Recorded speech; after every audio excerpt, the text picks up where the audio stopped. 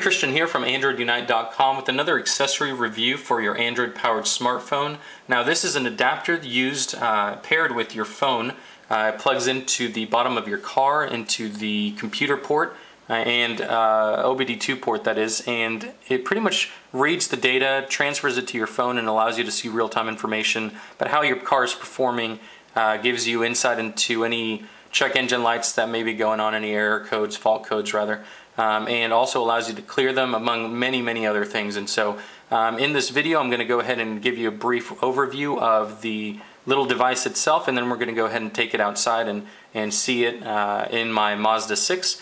So first and foremost, this is the contraption. Now this is the smaller one. There's also a slightly bigger one that has about that much added in thickness added to it. I didn't want anything complicated, didn't want all the lights and little blinking and sensors and all that on the front of this thing, and so I just wanted something that would communicate with my phone. Bought this one off of Amazon for roughly $14–15, and just search OBD-II Bluetooth adapter, and these will come up. Now this is the ELM327 interface, and so this is the mini. There's a standard and there's mini. This one happens to be the mini because the way that the port is positioned in my car underneath the steering wheel doesn't allow much give, and so if I would have gone with the bigger one, my knee would have been running into the thing and probably unplugging it and or causing damage to the circuit board inside, and to the pins rather.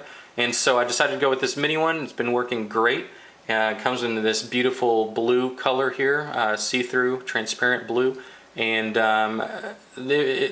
pretty much what you see is what you get. $14 shipped from Amazon, and when really the key is paired with your Torque app. Now this is Torque Pro. There is a free app, but this one allows for many more features and many more car profiles, and so I highly recommend that you spend the extra $5 in order to get the Pro version.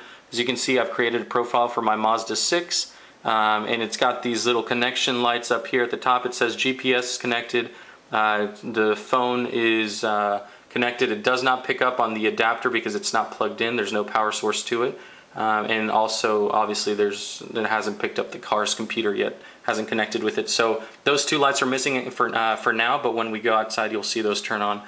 Very simple device to use. We're going to go ahead and cut away here and pick back up outside, and I'll show you how to plug it in and actually some of the real-time information that will be displayed with your app. Thanks guys, we'll be right back.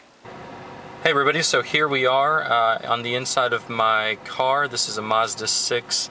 As you can see here, this is the dashboard setup, and what I'm going to do is I'm going to show you where the OBD-II Bluetooth controller plugs in, and then go ahead and plug it in and go through the setup motion. I do apologize if you get any feedback from the AC that's on in the car. It is Texas and it's very hot. I've got a black car, and so I do apologize if you guys can't hear me very well. And so here's the OBD-II Bluetooth controller, and if you'll notice here, it's got a notch at the bottom, so there's only one way it can go in. Mine happens to be this way, so it's pretty good if you learn that after the first or second time you plug yours in. And also I want to make a point that there's a circuit board inside, and so you don't want to keep this out in the heat, especially not in a state like Texas where the inside of your car can get upwards of 120, 140 degree heat. And so when you're done with it, all you have to do is maybe throw it in the glove box, or maybe even take it inside with you. And so just a little quick note there. So I'm going to show you where it fits. Usually it's underneath the steering wheel. Most cars have it directly underneath. So I'm going to attempt to give you a good look. I'm not actually able to see what I'm showing you at the moment, but hopefully it's pointed right at a set of pinholes where the OBD-II controller will plug in.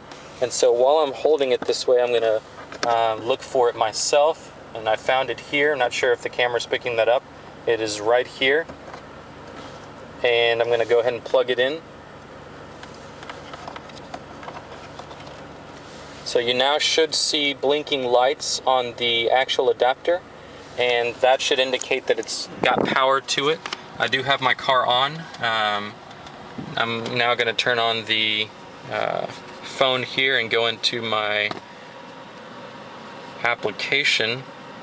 Before that, I'm going to turn up the screen all the way. so you guys can see it. Okay, go over to what I explained earlier, the Torque Pro app. There's a free version, like I said, but this is the paid version. It's got plenty of other goodies that you'll probably end up wanting. To pair it, the standard one should be 1, 2, 3, 4. If not that, do 0, 0, 0, 0, or I've heard that 6, 7, 8, 9 also works. So mine happens to be 1, 2, 3, 4. You end up pairing it. Up here is the area where it shows what's connected. So right now it's searching for GPS. It knows that the phone app is connected, knows that the adapter is connected, and it's now registering the car. Profile doesn't actually show up automatically. You have to enter the profile yourself by going into the menu, vehicle profile. I've got it set up with the, you know, my car is a 2.3 liter 4-cylinder car with, you know, I looked up the weight of my car so it knows when it's traveling, it knows how to calculate the miles per gallon that it's using. So everything except the GPS is working, and I believe that's because that's on the Android side. So I'm going to go ahead and activate that so it finds it. Go back into the app, and now it's locked on that quickly. So you get a few features here. You can check faults and clear them from this menu here. Do real-time information from the red icon here. Map view to see where you are, where you've been. It shows you a history of your locations when the adapter has been installed.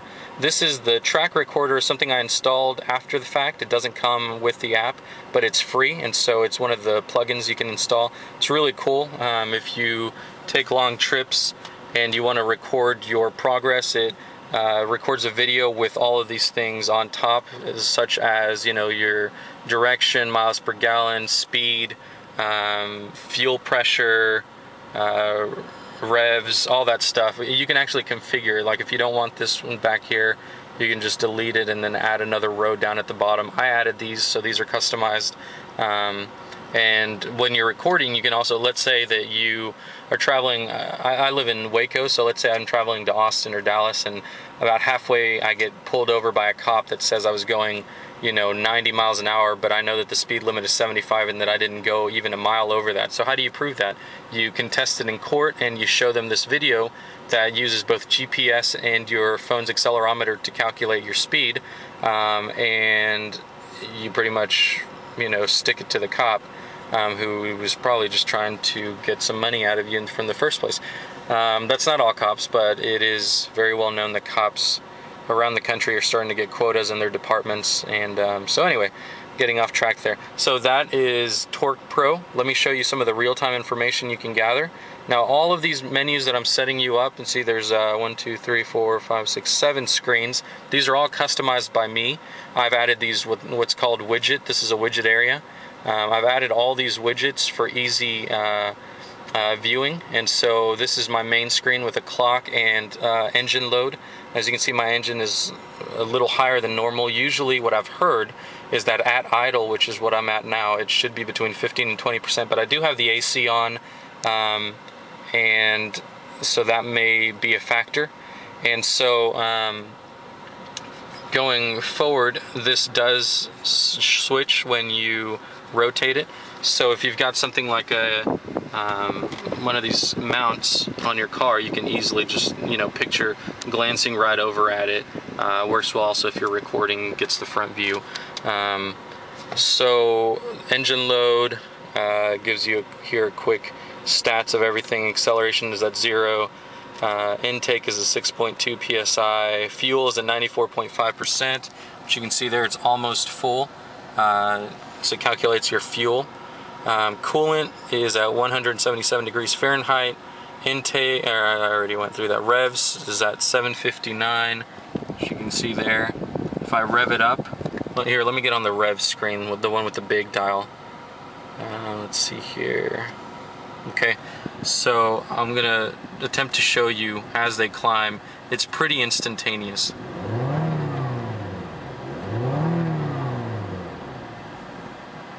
So as you can see there, the data is transferred fairly quickly through Bluetooth. So that's just some of the things you can do. You can calculate several things, make sure, and you know, if you've got any check engine lights on, you can see what the problem is. I was over at my parents' house the other day, and they had a check engine light turn on, and so I installed it in their F-150 and ran this procedure, going up to Fault Log Manager, go to refresh, and it pulls in any faults that may be wrong with your car after it loads them.